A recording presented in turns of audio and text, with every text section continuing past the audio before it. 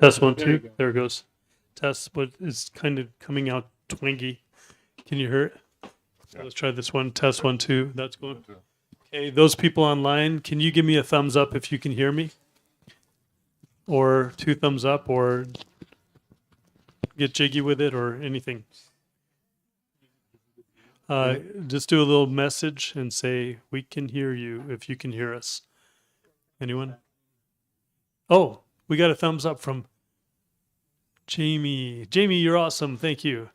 And I think we're good. Yay. Thank you, Laurel, and thank you, John. You guys are awesome. I think we're good to go. Do you want to introduce for me? Okay.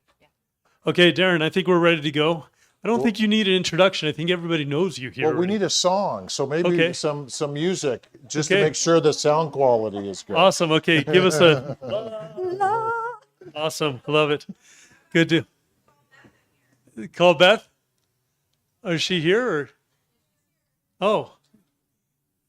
Hey, Beth, where are you?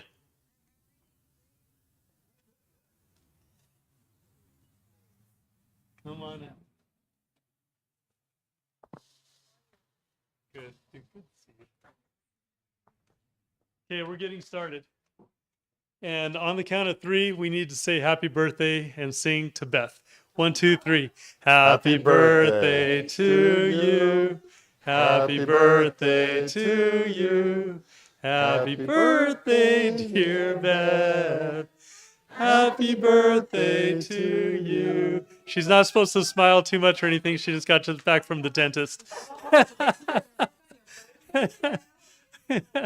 Yeah. We need some freeze-dried cake. There you are, freeze-dried cake. That's perfect. I like it. Actually, that's a good one. I think I'm going to do that at home. It's a really little, but it gets big. Yeah, I love it. Yeah. So perfect. Well, Darren doesn't need any introduction. You guys know how amazing he is. You've been to many of his classes. He has 12 classes total, right?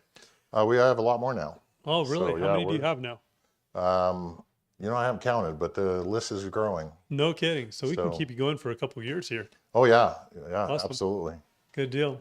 And so he and I are working on dehydrated water. So we should have that done pretty soon. We're freeze-drying water. And then we today's going to be talking about freeze-drying meals and casseroles, right? Mm-hmm. Awesome. So let's turn it over to Darren and give him a welcome. Well, okay. Do I need to hand that out for questions, or you got it? Okay, perfect. All right. Well, welcome everyone. Like I was saying earlier, my last class was a blizzard, and we had few people. And then the time before that, it was like even a bigger blizzard. But the whole winter was a blizzard, right? Yeah. So I guess you can't complain there. All right, well, welcome, Wasatch Freeze Dry. Let me introduce us a little bit shortly. I think everybody knows if you've been to my classes. So Wasatch Freeze Dry, we've been around for freeze drying for a few years. And you can find us at wasatchfreezedry.com. We produce food, snacks, and candies. We also are the official Harvest Right home repair service. So if you're under warranty and you need repair for your freeze dryer, you call Harvest Right, tell them you need someone to come out and fix your machine, and out I come.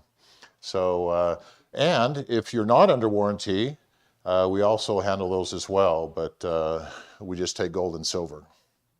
So for payment. So, and we also have a couple other things that we're coming out with this fall. So we have a new fundraiser program that we're officially kicking off later this fall that will allow groups and organizations to sell candy and freeze-dried goods and food and home storage for money.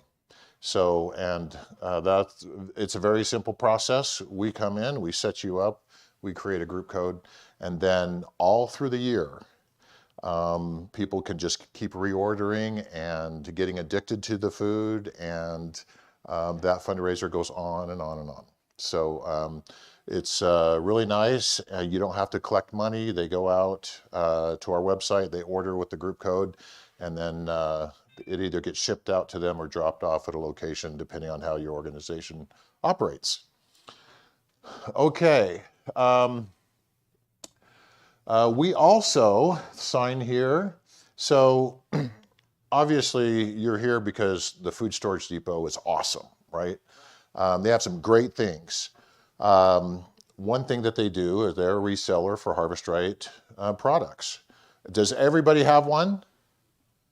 If you don't have one, see the cashier up front. Just right after this meeting, they'll take care of you. What we've offered in the past too is no matter where you buy your freeze dryer, they're difficult and they're not that portable. So this is the medium size, and there's a large size, and there's an extra large size, even bigger. And so for $175, we will pick them up, prep them, bring them out to your house, and set them up, and we will train you so that you feel comfortable in operating your freeze dryer. Sound good? So I know I can see several faces that we've been to your house, we've set them up, and we've done it. So and it works really great. Okay, a couple things I wanted to do is I want to just take a poll, and I have a reason for this. What size of freeze dryer do you have? Who has a small freeze dryer? Anybody have a small? Very rare. Who has a medium? 95% of you. Large? Any extra larges? Have you seen the extra large? Let me show you real quick. So this is a small tray. The small. There's 3 of these trays in a machine. This is a medium. There are 4 trays in a medium size. This is a large. There's 5 trays in a large machine. And this is the extra large. And there's 6 trays in an extra large machine. So depending on what your needs are, we got you covered. So if you have a big garden or 350 acres of farmland, you can get one of these. I actually looked at those. I got my first one about a month ago, the extra large, and it's big. Yes? Is there any difference in how long it takes to people who learn? Is there any difference in how long the extra large, or the length of time it takes to freeze dry?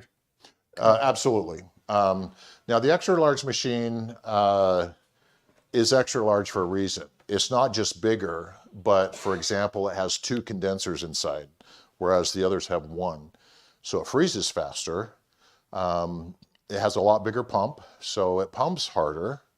And pound for pound, it is faster.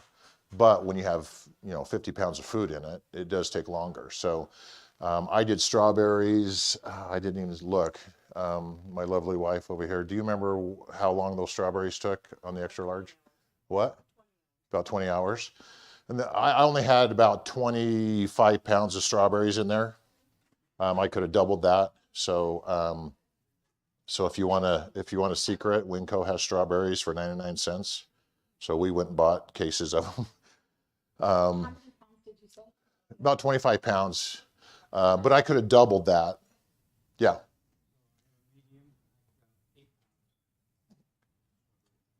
Mm-hmm. Perfect. Yeah. So, so that's your tray size. Now the extra large too is $4,500 compared to other sizes. So pound for pound, getting an extra large, if you can handle it, is economical. Now, and we're going to talk about that a little bit too, because as we get into the meals, because you can imagine doing 50 pounds of lasagna.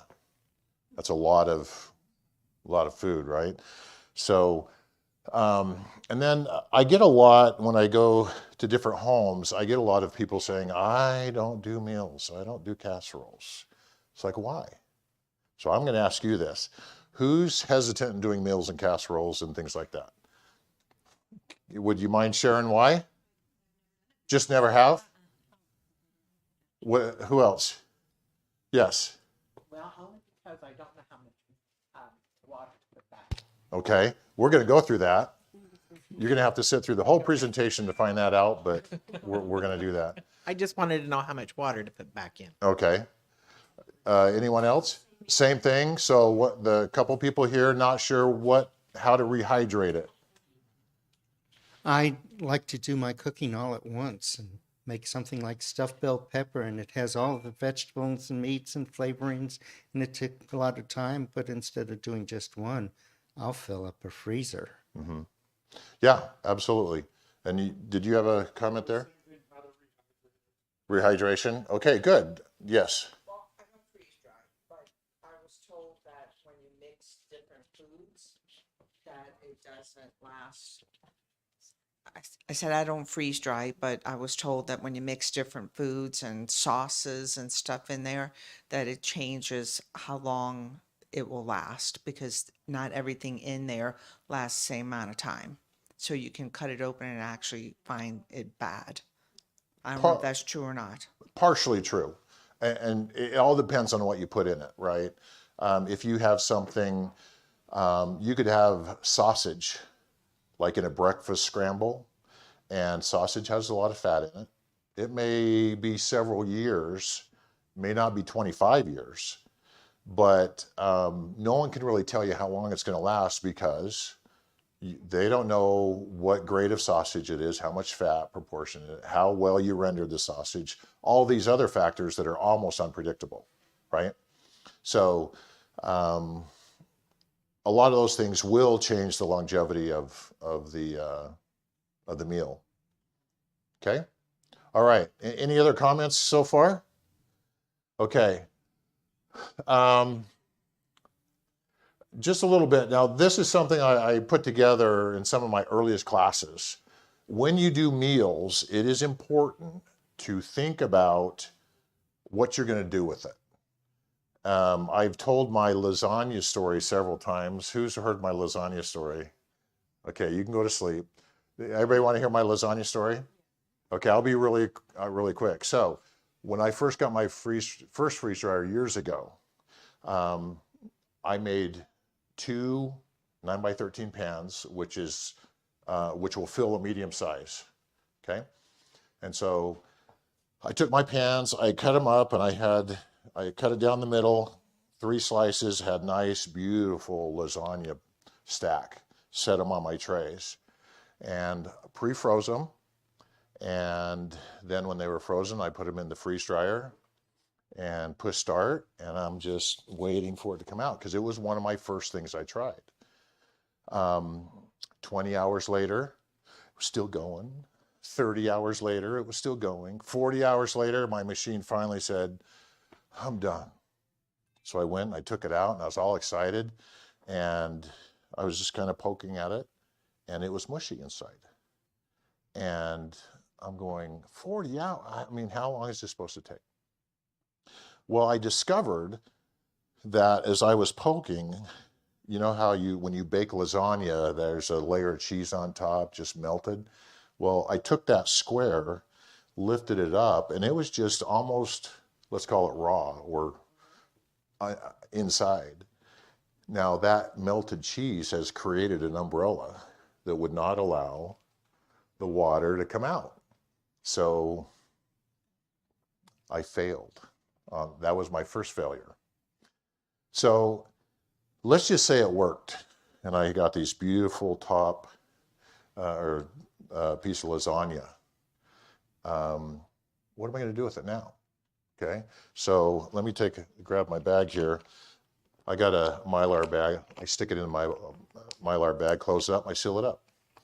In 2 years, I open it up and I put water in it to rehydrate. What am I going to do once I put water in it? What would my next motion be? Shake it up, or I got to get that water moving, right? Probably get a fork and stir it up. Well, there goes my beautiful square. So I didn't think through the process of how I was going to use that lasagna, right? So I would have destroyed my beautiful square even if it did freeze dry, and so I wouldn't have that anyway. So what I do now is we make lasagna in a crock pot, and just like a casserole, and then we just dish it out and freeze dry it. It works great. So deciding what you're going to do, how to prepare it, how you're going to freeze dry it, and then how you're going to rehydrate it is something you should automatically think through every time you do a meal, especially a meal. Other things, you know, you can skip a few things, like if you're just doing strawberries or just doing asparagus, because those things are recoverable, or they're more flexible because that's all you have. But meals, you want them probably ready to eat and ready to rehydrate. So does that make sense for everyone? Some people think their harvest right machines are like this truck. They overload them, which causes what? Failures. I've been on many calls that my machine's not working. It's like, well, you have about 30 pounds of food in a medium.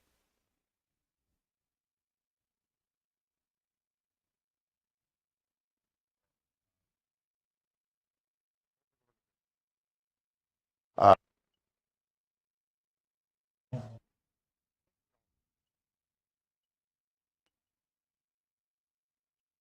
1, 2, sizes.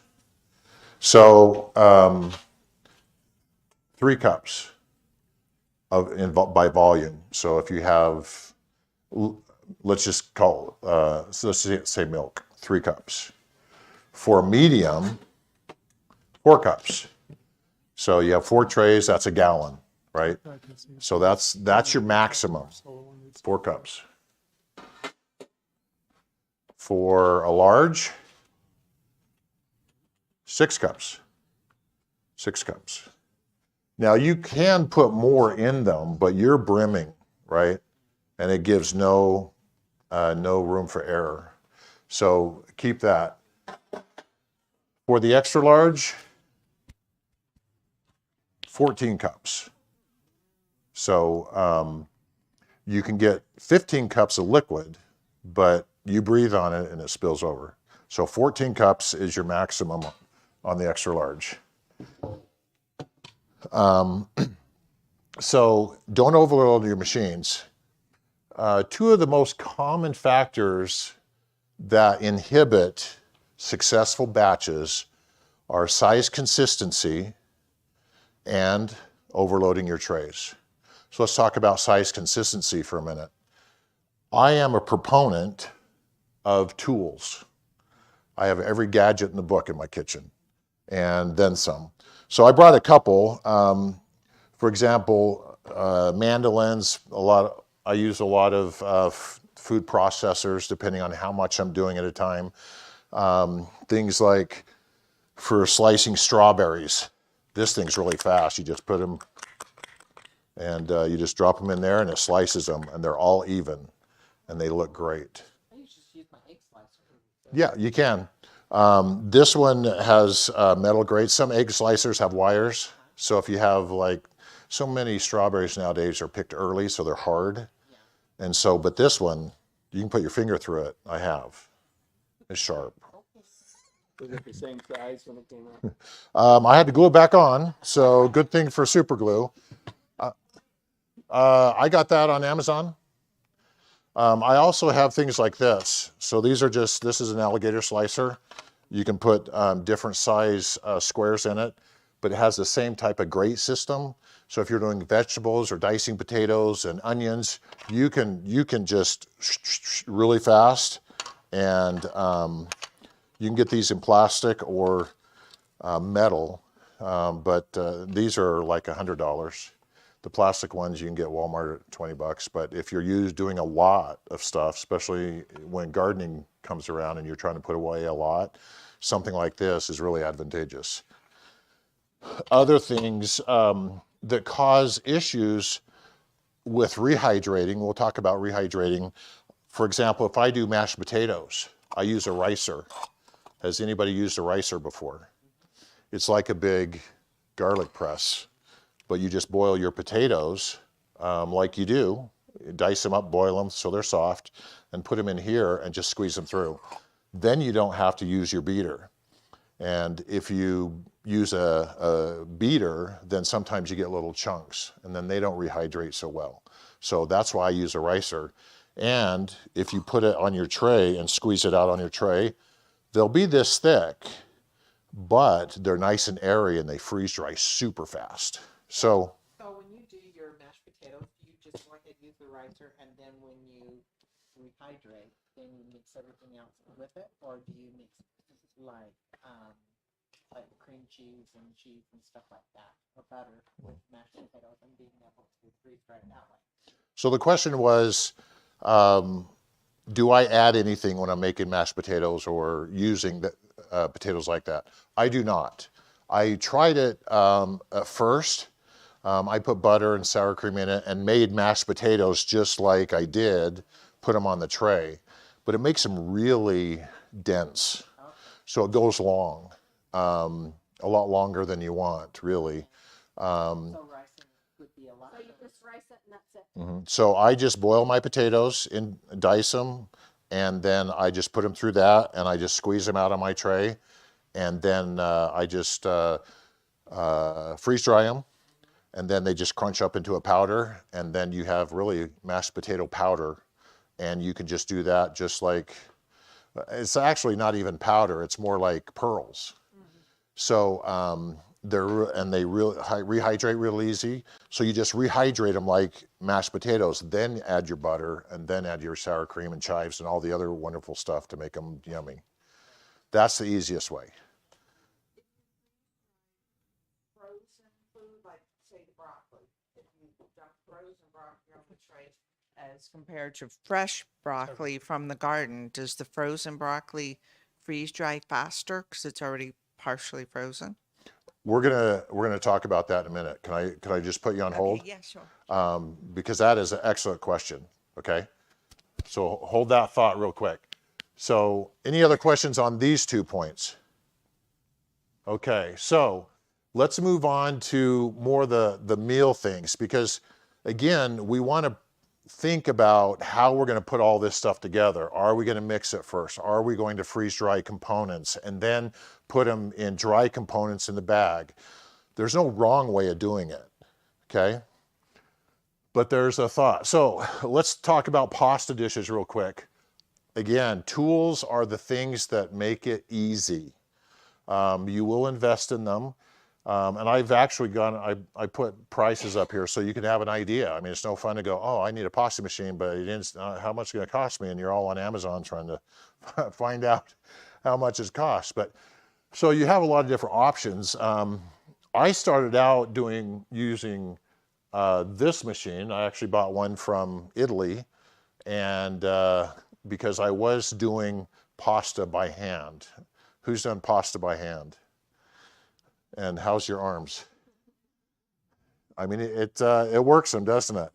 You knead it for half an hour, put it in the fridge for a bit, bring it back out, knead it, roll it out. I mean, it's a big process. If you're making a lot, it's a large task.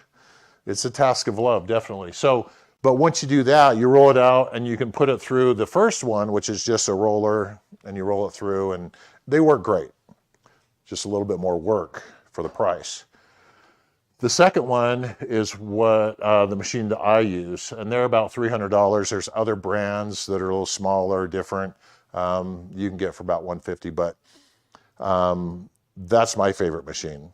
Is the Philips pasta machine, and then you can buy attachments if you have a KitchenAid or something like that. You can buy attachments, and they're pretty expensive for a KitchenAid, but they work great as well. So the benefits of having a machine is that it's fast, right? I can pull out my machine and my water will be boiling about the same time as I have 2 pounds of pasta sitting on the counter, done. I mean, it's fast. So, so they're faster, and you can control the ingredients. So a typical recipe for noodles, spaghetti noodles, is just 2 types of flour: white flour, semolina flour, egg, and water. That's it. Very simple. If you look at ingredients on your packaged pasta, there's a lot of stuff in there. And you think, oh, what is all this stuff? If you have allergies, then you can make noodles with pasta. Marcelo, are you working on the mic? Went out again. But you can make pasta with gluten-free flour. And so if you have food allergies, you can still enjoy noodles and lo mein and all that stuff, but just you have to change your recipe a little bit. Okay? And the biggest thing that I did, or the reason why I went to pasta or pasta machines, is that it rehydrates so much faster. Those noodles that you buy at the store are so hard, and you have to boil and boil and boil. And when they're done, you want to boil them for 5 more minutes. So you want to overcook them. And you still may get little pieces that crunch using, yep. You found that out? Yep. So if you do this, if you use a pasta machine to do that, your pasta will, you can rehydrate spaghetti 3 to 4 minutes. Versus if you're using spaghetti from the store, you may want to go 9, 10, 12 minutes. And by that time, your water's getting a little cold. Absolutely. Okay, questions?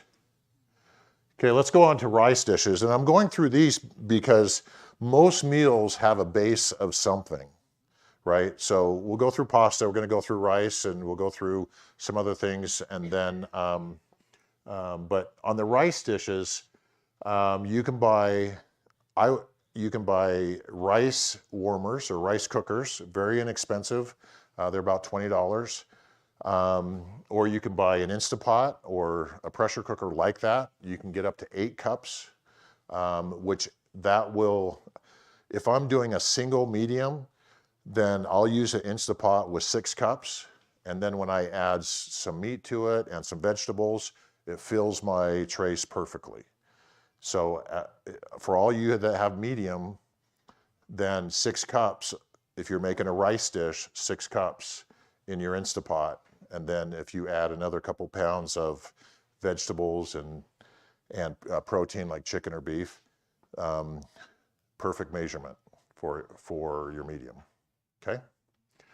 And then I've got this guy, the big 60 cupper. So when I fill my extra larges, then, you know, you're starting with a lot, and your pots need to be about this big around. But I did my one extra large. I did chicken, what I call chicken rice bowl, which is rice, ground chicken, and Asian vegetables with liquid aminos, because I don't like using soy because it's not good for you. So I use aminos or something similar to that.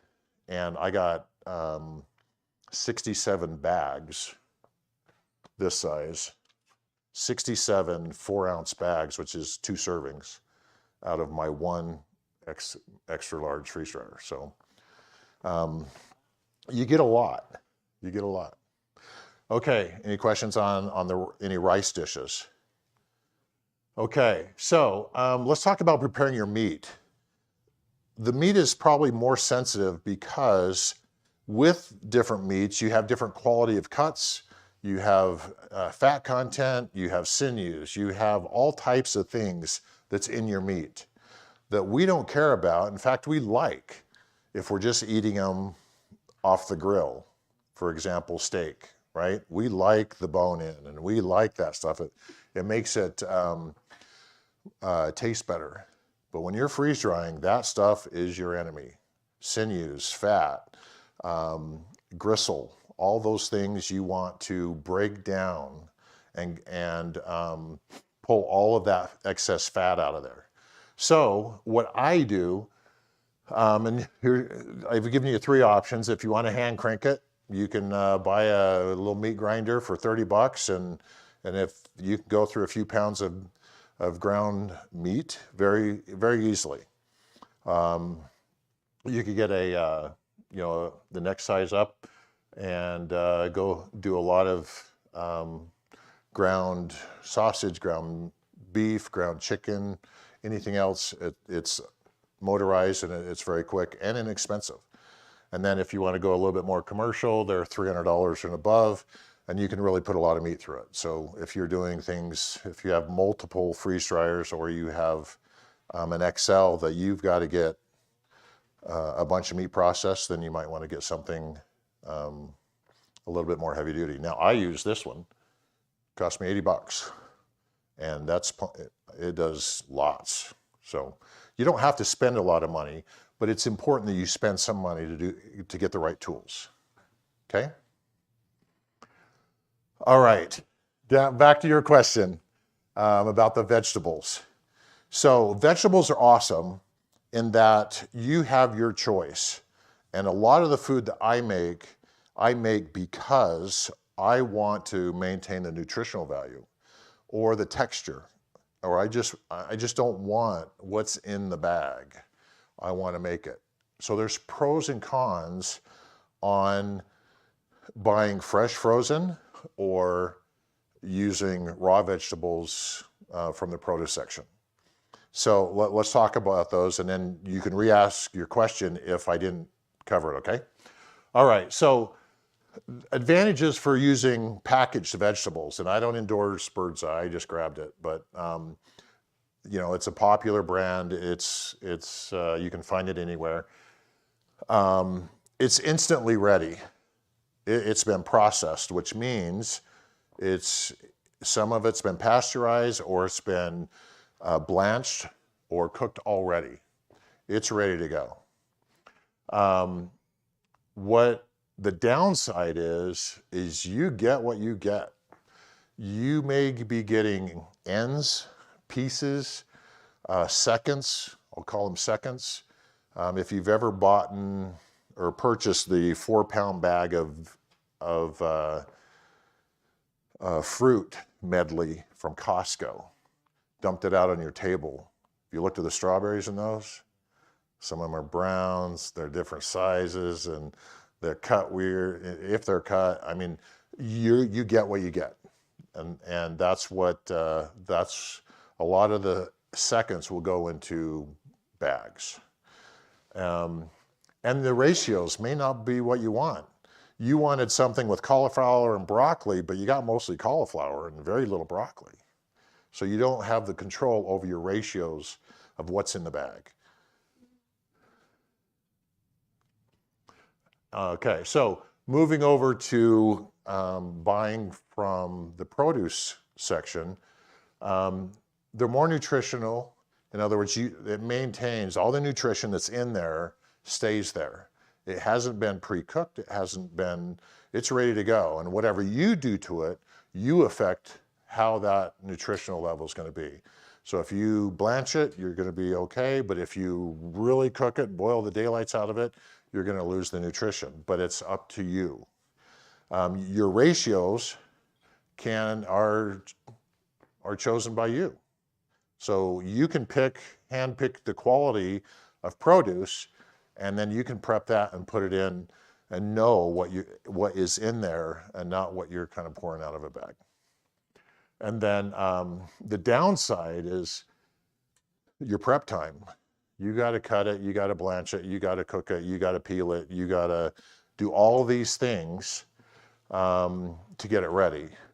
So maybe I shouldn't call it a downside. There's just trade-offs. How's that? Is that a better term? Trade-off. And then you're rehydrating if you don't prepare it properly up front. Then it could be harder to rehydrate. So it may be more crunchy than you want, because your question was about broccoli. So processors, when they create and bag food, they know exactly how long to cook it so that it's all the same all the time. So predictability is what you're getting with bagged stuff, usually. But if you're taking different sizes of rosettes in broccoli and you have a stem that's as big as my thumb and you have another one that's as big as my little pinky, and this one's done, and you taste this one, it's like, oh, that's soft. this one's not going to be done. And so you got to be really careful about making sure it's all cooked equally so that it rehydrates equally, and the consistency that you're expecting when you eat it is exactly what you want it to be. So did that answer your question? So if I have fresh broccoli Okay. and I chop it to where all the stems are exactly the same, if I freeze it and then throw it in the freeze dryer, will it cook faster than if I just blanch it and then stick it in there? Will it freeze faster? Freeze dry faster No. if I start with it already frozen. You want to start with it frozen anyway. Oh, so you never just throw like apples in there? You freeze the apples and then throw them in there? Most of the time, I pre-freeze everything. Okay. Things that freeze fast, like asparagus, I'll just throw it in there because it's not very dense. Broccoli stems are dense. They take longer to freeze dry. So it's going to take your machine longer to freeze it because it's going to freeze it and it's going to sense your temperature. And before it starts the freeze dry process, it's got to bring everything down to 10 below. So if you put it in not frozen versus something that's been pre-frozen, the whole process is going to take a lot longer, but the outcome is going to be the same. It just, that front end cycle of freezing and getting the temperature down is going to take a lot longer. Has there ever been any instance where freeze dry is running like 20 hours doing a boatload of strawberries and you're gone and the thing catches fire, or anybody come home and there's a big problem at the house because they left while the thing was running or sleeping while the thing was running? I have never ever heard of a fire.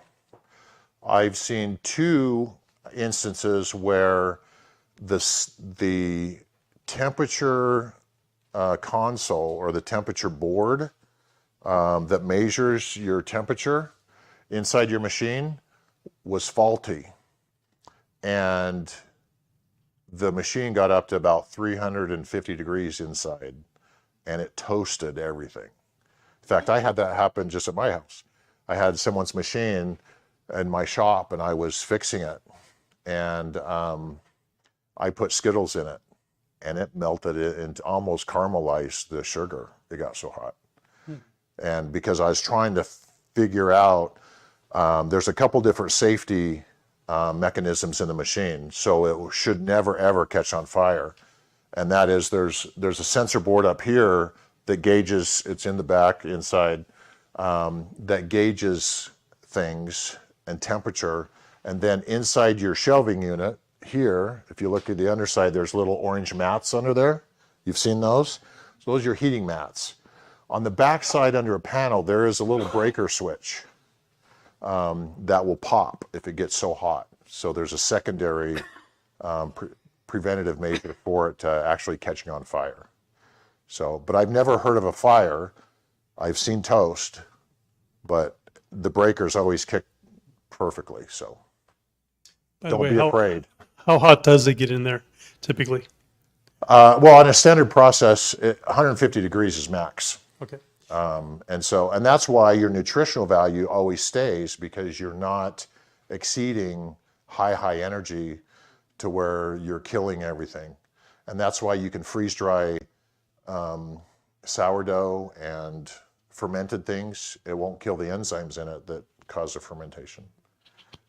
We were doing strawberries last night. Went to bed. I was up about 4 o'clock this morning with the little dog. He had to go outside, and I heard a pop. About 5 o'clock, I heard another pop from my machine. Then it gave me the signal that it was done through the cycle and everything, and the strawberries were done. What is the pop? Is it anything to worry about? Nope. I hear it too. Has everybody heard the pop every now and then? You're going, well, did someone open the door? Okay, so inside your vacuum chamber, you're in a environment that's 20 below zero, but yet the shelving unit is 150 degrees under vacuum. Things push and pull and I start getting warm and pop and expand and contract. And so it's normal. Another question for you is, can you tell us which vegetables and possibly fruits, but mostly vegetables, you like to cook first, blanch, or just leave raw?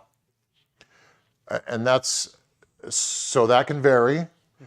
So go through that thought process that I showed you on the screen, because, for example, all root vegetables, carrots, turnips, parsnips, potatoes, asparagus, other things like that should be blanched if they're fresh, right? They've already been dealt with if you're getting them out of bags. So we're talking only about fresh produce. Blanch them. When I do asparagus, so this is one of my bags here. When I do asparagus, I blanch it for about 90 seconds. And then I pull it out, cold wash, and then I put it on a tray and I put sea salt on it for a delicious snack. If you were doing, let's say you're doing a chicken fettuccine and putting asparagus in it, you might want to cook it a little bit longer so it rehydrates better. But that, you're going to have it as you're not going to rehydrate it, right? I had an instance, a lady that was doing carrots, and she put carrots, they were big as my thumb, like baby carrots, but they were this big, and she had them stacked about 4 high, the whole tray, large, and she called me and said, hey, my machine keeps giving an error. I said, well, I talked to her through some things, and I said, well, give me a picture of through the window. I mean, she had 100 pounds of carrots in there, I swear. I mean, it was overloaded. So she needed to blanch those. Even if you would have freeze-dried that carrot, what are you going to do with it? It would have taken 3 weeks in water to have it edible as far as rehydrated. So, so back to the question, most root vegetables or like that, most fresh produce you would blanch. Things like if you're making mashed potatoes, you're just going to boil them just like you would doing mashed potatoes. If you're doing squash and you're making squash chips, slicing butternut squash or something, and then just doing freeze-dried chips, blanch them. But if you're doing like squash puree, then you want to boil it till it's ready to eat. Okay? Any other clarifications on any individual vegetables I need to talk about? Okay. What's that question here? Did you have a question? Did you have a question? Okay. All right. So that's, let's talk about rehydration for a bit, because what we've taken is a lot of the different components in a meal, and we now know how to prep them so that we're successful. And we can go back and talk about individual recipes if you want. If you have specific questions, we can do that. We do have time, but let's talk about rehydrating now.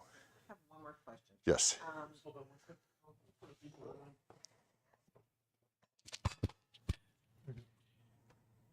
So what happens? I mean, when it's supposed to stop everything, as soon as the cycle's through, it just stops, right?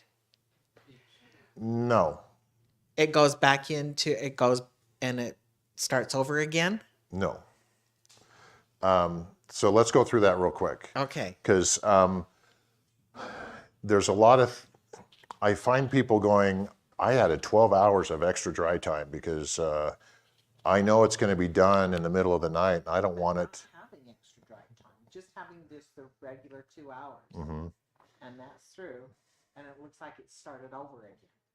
So what it does, when it goes into, so your machine gets done, and then because there's sensors in the machine, especially with the new technology, and version 24 now is beautiful. So if you're not on version 24, I suggest you go there. Download it from Harvest Right, update your machine. but it has better sensing capabilities in the machine to where it knows when it's done, and it'll add or subtract time based on the amount of moisture it's sensing. So, but let's just say the machine says, I'm done. It goes into that 2-hour extra dry time. And in that period, the machine's basically saying, I'm done, come get me anytime, but I'm just gonna keep going for now. When it gets done with the extra dry time, it goes into a hard freeze. Okay, have you ever come back and it's like, oh, it's really cold? So it does that as a safety mechanism to protect your food. So what it's doing is under vacuum, it's keeping all that moisture to the outer sides and freezing it back down to 20 below so that there's no movement in the air, it's all vacuumed out, and it's protecting your food. So what you want to do in that case, when you come in is frozen like that, just pull it out and set it on your counter, give it a 15 minutes to come to room temperature, and then bag it up. It's not gonna rehydrate through the moisture from Nope. the, Nope. that was my big concern. Yep, no, it's protecting your food through that hard freeze. Okay. Any other questions? So let's talk about rehydrating a little bit. Yes. Oh, I don't rehydrate normally. I've never seen anybody do it like I do. If you go to the Harvest Right website, you go to their Harvest Right cookbook, they say, freeze your tray, right? Weigh it, and then freeze dry it. Weigh it again, subtract the 2. That's how much water by weight. How much does water weigh? 8 pounds per gallon. So now you got to kind of figure out, I mean, you got to know all this stuff, right? If you do it this way. And then if you have a medium and you have, let's say you have spaghetti on here and you're trying to figure out how much water goes back in this tray. How are you going to do it? So if you get 3 bags, let's say you got 3 bags, but it only goes 2.5 bags. So now you got to figure out how much water goes in that half bag, or get spaghetti from the other tray, which could be way different than this tray. Is it confusing? Okay, so let me walk you through what I do. And there's a couple caveats to that. When I freeze dry, I usually, almost always, especially with my meals, do the same thing on all my trays. And when it finishes, I put 4 ounces, which is two servings, in this size bag. All my bags are the same size, 6 by 9 by 3. These are gusseted. I love these bags. They're all the same. Why do I do it that way? Consistency. I know how much water goes in each bag, whether it's spaghetti or chicken fettuccine or chicken rice bowl. It's almost always the same amount for 4 ounces, almost always. So if I have an emergency and people come over to my house to eat, they know how much, all my bags are going to be the same. So I don't have to worry about, so doing it my way, you want to have your bags weighed the same, which is really easy. A little scale like this, I open my bag, stick it on there, and I just shovel it in. Yep. And in a medium, on casseroles, I get about 11 to 12 bags, okay? Now here's the tricky part. How to determine how much water came out of the freeze dryer of those meals. Who wants to let the cat out of the bag? You know how, right? You do too. Okay, so this is what I do. All the water that came out of the meals, where's it at? In the bucket. I pour the bucket in a Pyrex and say, oh, I got 12 cups. We got 12 bags. Bags divided by cups. How hard is that? You heard it here, folks. That's how I do it. It doesn't matter if one tray's heavier than the other, there's more, you know what I'm saying? I just keep filling my bags. And if I have a partial bag at the end, then I just close it up and I stick it in my cupboard. And my 17-year-old, that's what he gets to eat when he comes home from school and says, Dad, I'm hungry. It's like, well, you got spaghetti, stroganoff, you pick it, and you pour a little water in it, off he goes. But anything for production that we do, it's all the same. And one thing you'll start realizing that whatever you do, whether it's spaghetti, fettuccine, scallopini, lasagna, you almost always get the same amount of water in the bucket. So you're 12 to 13 cups of water no matter what you do on a medium, if it's a meal. I thought there was a problem with my machine. I'm going, why am I always getting 12 cups? I'm getting 12 bags. Mm-hmm. Yep. Now I have smaller bags. These are single servings that I do, and they're 3 ounces. And so, guess how much water I put in them? Still a cup. I don't know where the, you know, but it's still about a cup. Now, if you've noticed, if you've done meals before, who's rehydrated meals before? Anybody? You will notice that when you initially rehydrate a meal, it looks great.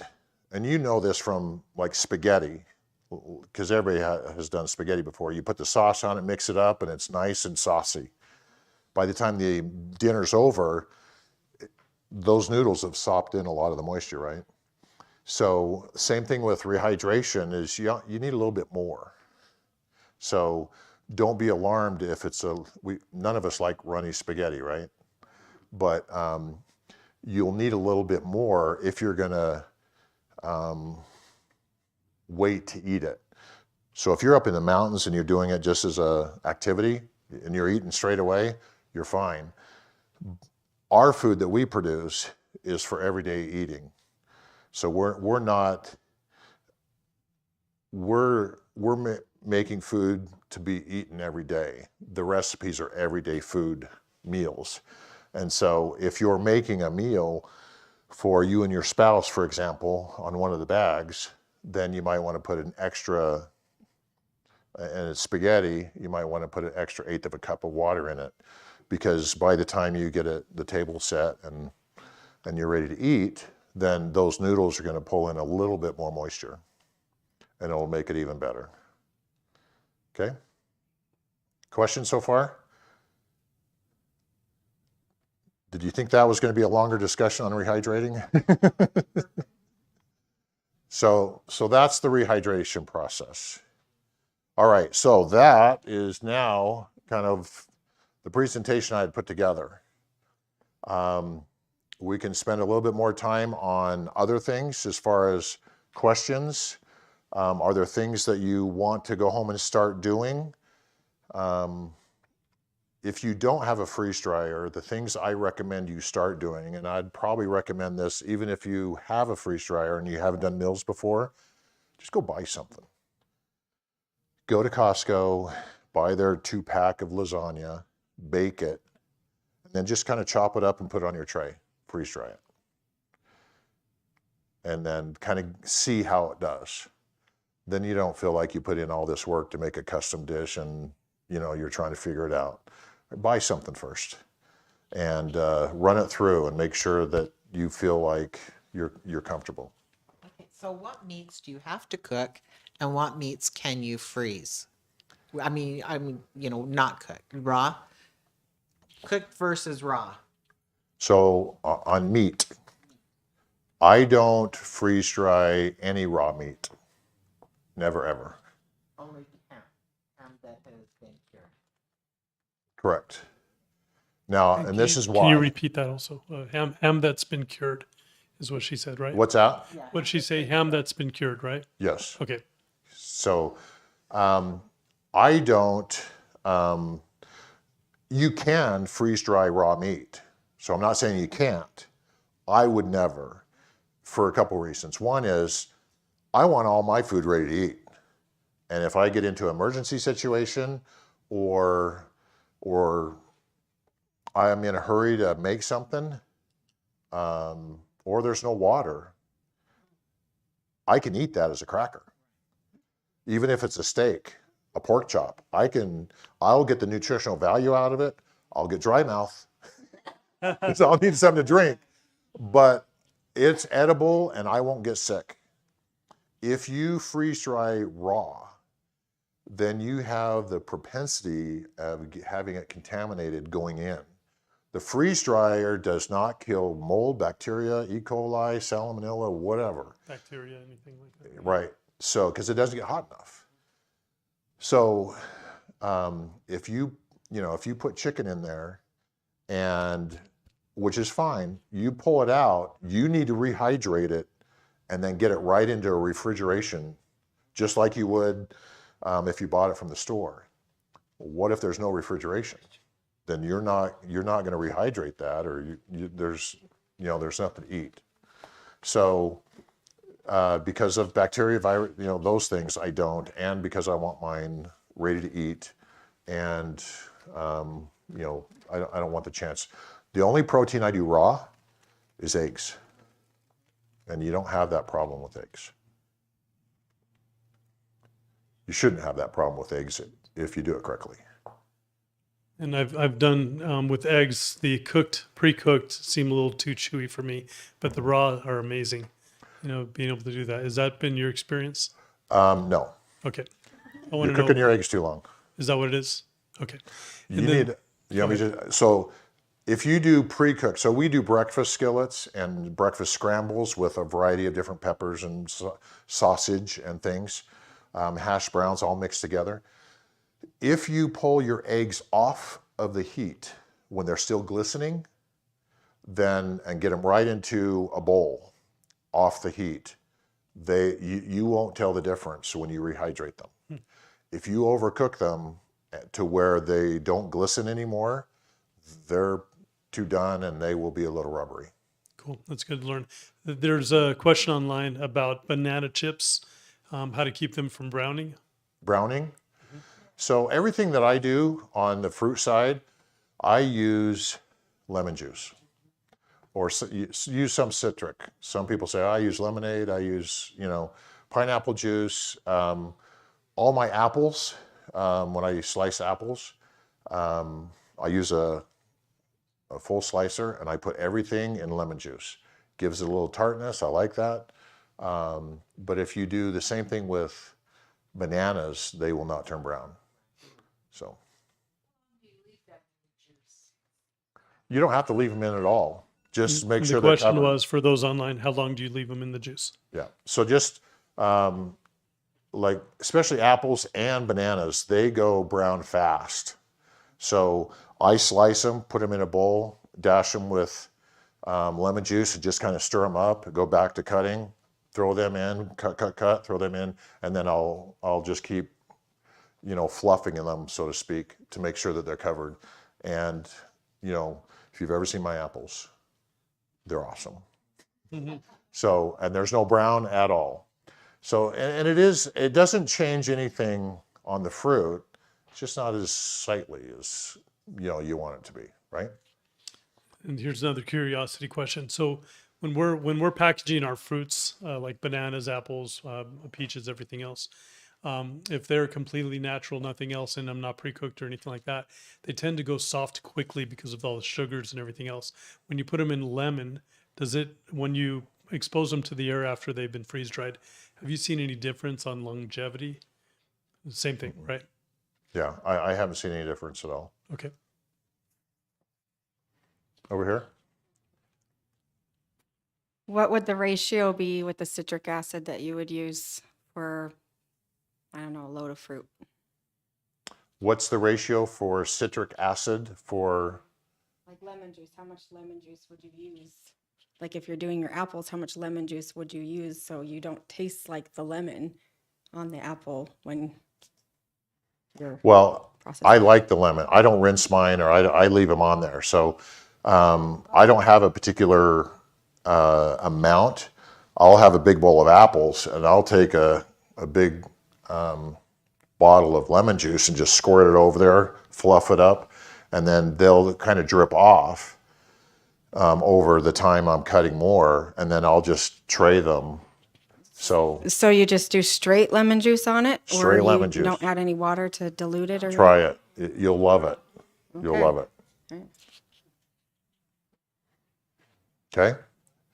What else? Yes. Does the water bucket come with the machine, and does it ever overflow? No, and if you don't dump it. So To dump it in while it's in the cycle? no. So the process is, so I go to All a Dollar. I get a 2-gallon bucket. They're $1.25. $1, right? I'll put them. So here's your drain valve here. That bucket will sit under there. And so when your batch is done, you'll open the valve so that you can release the door, because you're under vacuum, right? You'll open the door, pull out your food, do what you need to do, and then you'll defrost it. And there's a couple options to defrost it, but we'll just say it's going to melt all the ice inside over 2 hours, end up in your bucket. So what I do is when I instantly bag everything, and I just leave them on one of my workstations, and then when it's defrosted, I measure it and go back and make sure of what I got as far as what water's there. When you bag it, you don't put you're putting the water back in it in the bag.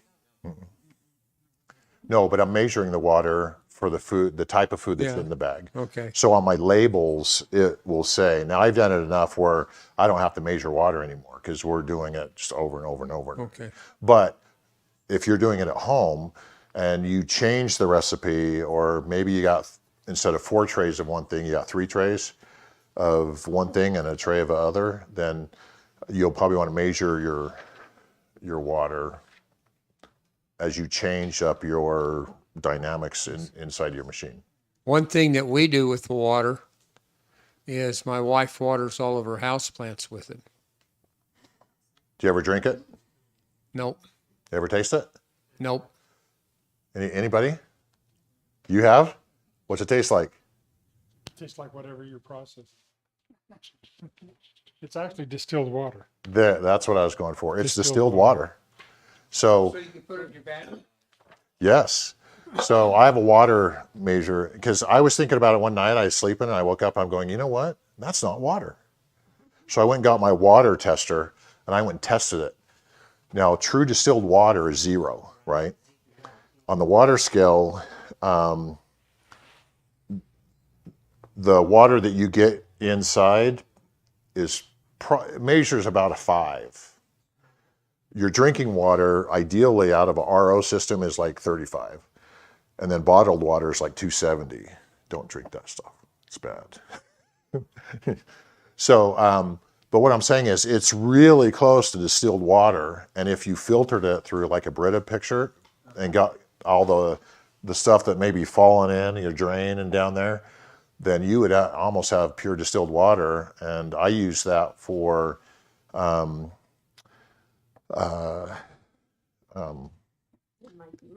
your humidifier, your iron, things that regular tap water would damage. So, yeah, it's pure water. I mean, you think about it, it's just evaporated water. So all the hard stuff stays in your food, and so good question. What else? Hold on a second. How do you For the keep people your online. People online. How do you keep your potato chips when you're making potato chips from sticking to each other? Because I have sliced them, blanched them, and then laid them out, and they stick to each other. Is that bad? Yeah. I want chips. I'm like you have a bag of chips. Yeah. So, and you've had my potato chips, right? And you loved them. to know why. How's yours is so different? Yeah, and yours came out different. Yeah, they all stuck together. So let me take you through how I do them. Okay. And you tell me what you did wrong. Okay. So the one thing with potato chips, you want to slice them as thin as you can. So on a food processor, it's probably a 1/16 of an inch. So it's really fine. The key is how long you boil them, because you want to more than blanch them, but you don't want to make scallop potatoes either. So you want it in the middle. And I can't really tell you how long to boil them because I don't know how many potatoes you got in there. You know, there's some other factors. But once you get them to kind of that in-between stage, what I do is I take my tray and I season my tray, right? Okay. Do you? After I put them on first and then seasoned them. Well, how do you get salt on the bottom? Didn't. Oh, what's that? Oh, will you hand her the mic? Thank you. Okay, I didn't season the bottom. I want salt on both sides of my potatoes. Me too, So, yeah. but okay. So I season my tray, and like a Las Vegas dealer, I'm just throwing these things out, right? But they're not touching, they're not on top of each other. No, not the first layer. So I lay them all out, and then I season them. And then I lay another one, but I don't put them like this, I offset them. Okay. So I want to make sure that I get all the airflow that I can between them. So I'll deal out another one, salt that, deal out another, and I do about 3 layers. And salt in between each layer and throw them in the freezer. And then freeze them before. Mm-hmm. I didn't freeze them before. And that might be, because if you have, depending on, did you cold flash them? Did you, when you take them out of the boiling water? Yes, I'm put them in the you cold rinsed water. them? Yes. Okay. Yeah. Try that. Okay. Here you go. Technically, it could be faster to freeze dry by not going much below freezing, but we do. Why? So technically, it's faster if we don't go below freezing. No, if we don't go to -20 or way below freezing, that's 50 degrees difference. It's still frozen at 30. So you're saying, well, why can't we do it at 31 degrees versus -10? Right. That's your question? Yes. Okay. I don't have a good answer for that other than freezing it to at least -10. It's kind of like dry ice, right? Dry ice doesn't melt, right? Dry ice doesn't melt, does it? It goes from a solid to a vapor. If you're freezing close to the freezing point, then you have more of a propensity before the process gets done that it melts versus evaporates. Because at -10, -20 below, you're pulling out molecules as you're going through because you're going from solid to vapor. You're bypassing that melting stage. So you don't want to get close to the melting stage or you may get moisture. There's also a thing called triple point. You have to reach a triple point for each different food, and every food has a different triple point. That's when everything is completely a solid before it starts to go through sublimation. Yep. Great, thank you. What else? Anything else? Yes? Well, and by the way, thank you guys for raising your hand. It gives me a chance to get to you, and so that's awesome. Thank you for doing that.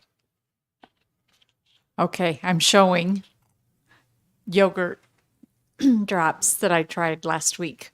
This is not a meat or a casserole, but this is why I came. It doesn't look like your yogurt drops that you have done. They're delicious and they freeze dried. And I just used the Costco Greek yogurt, and I went to Natural Grocer and got some organic fruit that I washed and blended and then mixed it with the yogurt.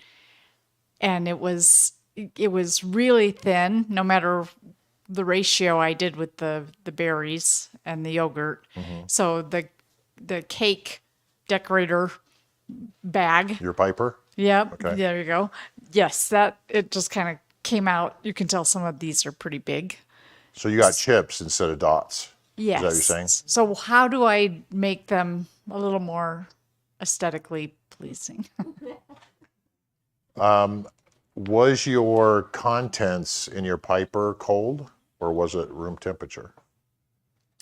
There were no contents in my piping bag Well, until this. Yeah. It was the cold yogurt and the berries that I'd washed. so it was cold when you were piping and it wasn't room temperature Right. because you want to have it cold. That'll keep it firm. But if you allow it to get warm, then it's going to be more viscous. So it's going to run a little bit more. Also, with the berries, depending on what berries you have in there. Blueberries and strawberries. Okay. The sugars will change it too, on the viscosity of it. So you got to be careful with that. I can talk to you afterwards. We can kind of look at it and evaluate it a little bit more, but All right. Thank you.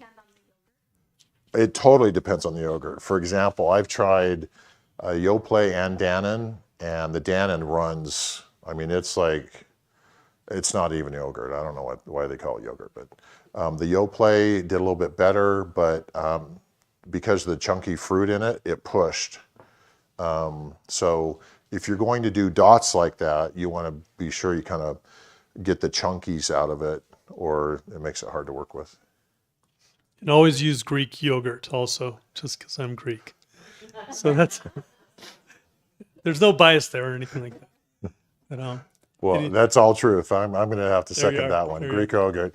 If you don't like the taste of just plain Greek yogurt, then take your freeze-dried strawberries that have already been freeze-dried, powder them up, and mix it in. Opa. Opa. There it is. There you go. Opa. Any other questions? There you are.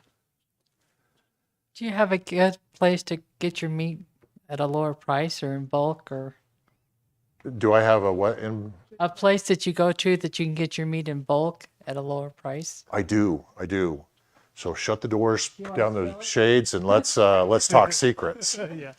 So almost every other week, there's a store in the valley that their chicken breasts go on for $1.88 a pound, which compared to Smith's and Walmart, they're $3.59, $3.89 a pound. That's a $5 bill to get the secret. Anybody know? Anybody shop there? What am I talking about? Winco. Yeah. Winco. I wish we had a Winco closer. The things I get there are so much better and cheaper. Now, it's like every other store. You got to watch, right? But I just did, I bought 16 flats of strawberries, and they were 98 cents for, a tub. And they're, $3 or $4 at the store. And other stores that I've noticed too, they're white in the middle. They pick them too early. But the Winco ones are like, they're beautiful, and it's like they were picked yesterday from someone's garden. So I get a lot of my bulk food there. So my chicken, beef, we use grass-fed beef. We get that at Costco, the organic beef. That's what we use. Chicken is so expensive if you do free-range organic chicken. It's it's like $7 a pound. It's pretty expensive. But I also take the chicken and the beef and put it through my meat grinder. I used to slice it all really thin to make sure it rehydrates well. But I found grinding it rehydrates so much better. So yeah. So Yeah, it's just like anything else. When you cook it, you want to get all the grease and oils out of it you can. Um, quit saying that. Some people will rinse their meat. They'll cook their hamburger and they'll throw it under the tap and rinse it out.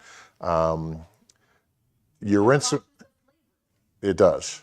It does. So, but some people that's what they're comfortable with, and we don't discriminate here, right? That's okay. I don't do that. But I do go, I cook all my meat on a slanted grill so that it's draining as it's cooking. That really helps. And then I pull that off and put it on absorbent paper towels to make sure that pulls the rest. So. Oops, hold on a second. Give me 1 second. Just for the people online, if you can. I don't think I want to eat mushy meat every meal. So you're saying you put it through the grinder because of better consistency to rehydrate. Mm-hmm. So if I want to have chunks, so I'm actually chewing a piece of meat, Then don't what do you do grind it. different? It means you just put more water to rehydrate? What does it mean? Well, if you grind your chicken or grind your beef, ground beef is already ground beef, right? You do this hamburger. We make ground chicken to put in things like a chicken rice bowl or things like that we want to reconstitute quickly and evenly. Now, you can, if you want to do it, you can slice. Be sure you're slicing against the grain, get it as thin as possible. If you've ever been to had Chinese fried rice, or chicken fried rice or chicken something, it's sliced really thin against the grain. It's so that it can accept all the flavors. That's what you should do if you want to have those chunks of beef. So beef stroganoff, for example, typically has chunks of beef. If you freeze dry it, it works out well. You just need to be patient and let that rehydration happen. So the bigger the chunks, the longer you need to wait. And you may need to wait overnight, so to speak. I mean, if you have a big thing for your family, I'd rehydrate it and stick it in the fridge and eat it the next day. It'll still be ready to eat in 20 minutes, but it'll be flawless overnight. You know what I'm saying? So if you're making it for home cooking, just plan it out like you would normally do. Let those things marinate together. So how many minutes for it already ground? How many minutes? Because I thought you just add the water in like 2-3 minutes. It's ready to go. It all depends. It all depends on how you make it and your size consistency. So the meals I make, you can rehydrate sub 5 minutes. I want them ready to eat. So that's why I grind most of my meat. And so it's like hamburger. So if you ever had spaghetti with ground beef, it's that type of consistency. Now, if I'm making, but in an emergency or in some type of scenario, I'm not going to care if it's this big or if it's ground. I need the protein, I need the nutrition, I need the energy. That's what I'm making. But you can make it any way you want. Just you got to be more patient the bigger the pieces and the size. Okay? Okay, I tried shredded chicken. Shredded chicken? Yes, and Okay. it turned out really well. Very You know, I did not rehydrate it, but I took a piece, just to taste, and it seemed like it rehydrated instantly. It does. It does. Same concept. If you've done rotisserie chickens for Costco, those oily things, they do freeze dry very well. They do. Just make sure you remove the skin. And any dark meat, make sure you have the sinews out and anything and any fat chunks, right? So I usually I separate the white meat from the dark meat just to make sure. So any long-term meals, we usually just use just chicken breasts because it's white meat and there's not a lot of fat in it. But I love dark meat. So it's going in the bag, and if it only lasts 3-4 years, I'm okay with that. Right. So, okay.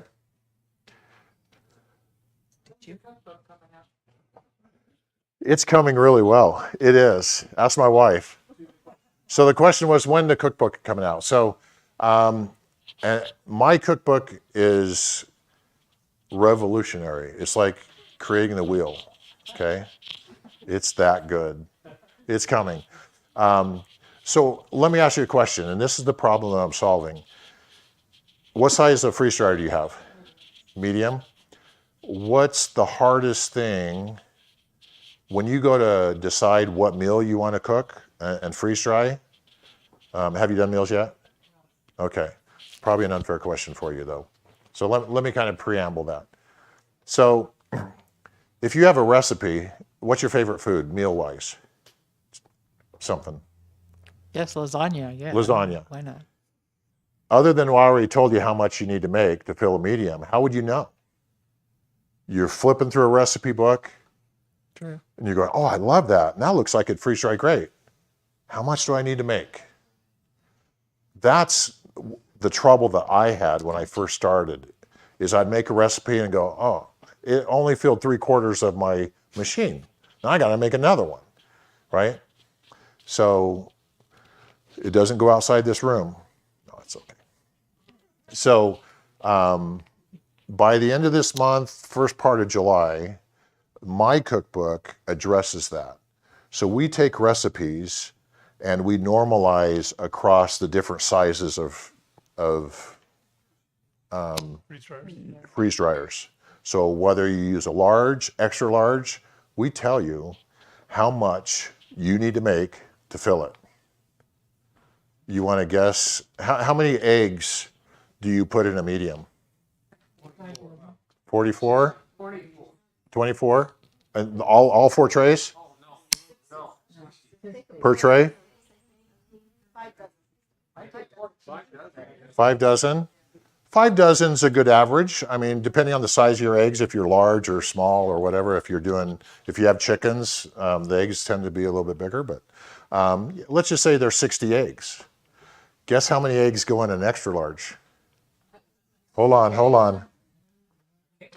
For a bag of strawberries, how many eggs goes in an extra large?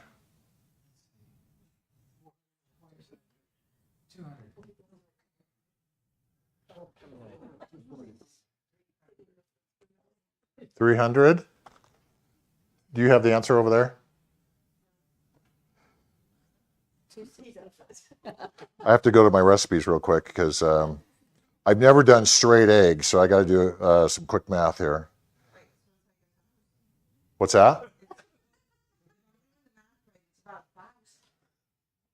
You said 3 cups. Right, it's a medium, and then you said large, extra large, will hold 60 cups. So if it's a straight math, then it's about 1,000. Anybody closer than that? So she's saying, just in back there for those online, she's saying that she thinks it's 1,000 eggs. So, All right, extra large. Well, I mean, again, weight is hard to do because you have different size eggs, but yeah. So it's about almost 600 eggs because you have about 88 to 90 eggs per tray, and then times 6 trays. So it's just under 600 eggs. That's a lot of chickens. Yes. But imagine having 500 eggs in about 30 hours in your pantry. That will get you some storage, right? All right. You've had some great questions. I'm going to go ahead and give you can have a bag of strawberries there. okay, I think we have one more question here, Okay. and then we need to wrap up. Okay, just back to her question on meat and reconstituting it. We do 4 ounces per hamburger, grill it, and the grease is gone, most of it. And we grow our own beef. So Okay. it's, and 97. Yeah, it's really lean hamburger. But anyway, and what we did was we just poured, quote, quote, a bucket of water in it and just let it set. And it didn't matter how long it stayed, it still had the same texture and it still tasted the grill taste on it. It was awesome. So rehydrating it, you floated it basically. I did, Okay. and just let it, till it was And what was it? Was it hamburger? hamburger. Yes, hamburger patty, yeah. grilled. Yes, 4 ounces. Yep. And that works great. And in that method, you could use on lots of different things, like pork chops. Yes. I would use a salt brine, and not just water, but I would use either beef broth or something to kind of keep that flavor in it. But you would need to, like if you have a pork chop, and I've done a lot of thin cut pork chops, and in my other classes, we actually rehydrated them because we have a kitchen, and everybody ate them and couldn't believe that they were freeze-dried pork chops. And awesome. They were awesome. Yeah. And the You're- texture's the same. Same. Yeah, the texture and everything's the Yeah. same. It's just right out. My question is, does it matter if you use hot boiling water or cold water when you're rehydrating? I wouldn't use hot boiling water. And again, there's a lot of factors. How thick is your meat? Is it hamburger? Know that you're not, if you freeze dry a medium rare steak or a medium steak, it's not going to have pink in the middle. It's going to be gray, right? Because you've taken all the water out of it. But I would use warm water. On a meal. Hot water, warm Oh, on a water, meal? what? Yeah, on a Oh, meal. I use a teapot. I've tried boiling water in a pan and using it. Works okay. The teapot seems to boil water faster, which is key because then you're using less energy. And then using water out of a teapot. Can't say it's hotter. It probably is a little hotter because it's contained versus it's just open air. But the teapot works. If you're rehydrating, get yourself a teapot. They're like $15 on Amazon, and they boil water so fast, and just use that. Don't use the microwave. And I mean, you got to think like if it's an emergency. And one more thing around water, and you can testify of this. You got to have one of these. If you're storing tons and tons of freeze-dried food, you got to have the water, or you're going to be eating crackers. So you'll need that. So Okay, so we are up on time. That perfect timing, actually. yeah, there we go. Good, yeah. Awesome. Before we end, first of all, thank him. That was Thank amazing. you. So great job. So there's some new harvest rights that are coming out in July that have a different compressor, right? If I remember right. There's a few different internal things. The electronics are built different as well. They're built a little different. The ones that we have currently are still amazing. Those ones are going to be a little bit better, a little bit more efficient. And sorry, I'm having a hard time breathing. But so what we're doing here is we've got one unit. These are all brand new. They haven't been used. We have one medium and we have one large back there that are completely brand new. And so if anybody would like to purchase these, okay, what we're doing on these two units is this is the normal price, $2,895. $2,695 is the discount. We're taking another $400 off. And if you can get us cash so we don't have to pay the merchant fees, we'll actually pay the tax for you. So that'll save you almost $200 on the medium one and 200 and probably 25-ish on the large. And same thing with the large, we're taking $500 off. So if anybody wants to get these two units, there's two of them only, or if you know anybody who wants to get them, it's a pretty good price because you're saving, let's see, about $600 off this with the tax off if you pay cash, and about $700 off that one. So just FYI. And then you can afford this right there. and have him come in and train you guys and everything else. So just putting it out there for the people online and also in here. First come, first serve. And Go let ahead. me comment on that real Yep. quick, because yes, new machines are coming out, but do we buy the first year machines? So I'm in business because I fix them. I'm not getting a new one for a while. Yeah. So if you can pick up these for that price, boy, I'd jump on it. In fact, I might have to talk to you afterwards. Okay. So, Yeah, we'll figure it out. Awesome. Awesome. Thank you guys for being here, for supporting the business and also supporting your families. And just give you guys one more thing. I know a lot of people have been asking about the 5-day challenge that we recorded earlier this year, where we had about 20 different preparedness experts and survival experts come in, people from the show alone and everything else. And I'm sorry it didn't come out earlier, but I've got about 39 things to get it done, and actually working out of, I started with probably 1,000 things, but we're down to about 39. I think I can get those done this week. And that means that probably Monday, we'll be releasing it out to everybody in the membership for a cheaper price for probably a week before we raise the price for everybody else and give it out to the public. So if you see that email, jump on it, get it. It has about 20 hours of all my friends speaking, Dave Nisha from Malone, Krista Casey, all these amazing people. And then I'm speaking also on the 7 steps of preparedness for about probably 6 to 8 hours of me teaching the 7 steps as well. And so anyways, jump on it.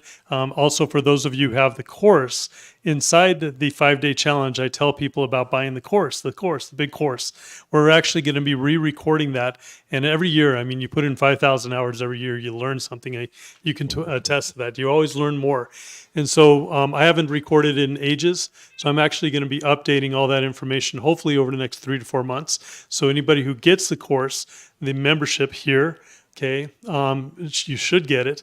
You're going to not only get discounts in the store and everything else, but you're going to get all the new content. You're going to get the recordings that we do of all these classes. You're going to get so many things with it. That price is going to be $1,000 online for the course.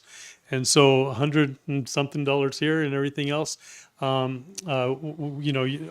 the people buying online are going to have a challenge. They have to get the course done within 90 days, and then we mail them $1,000 worth of product right back. But those people who've already paid for the course, don't buy it again. That's what I'm trying to tell you, because we put this out for a few weeks back in January, February.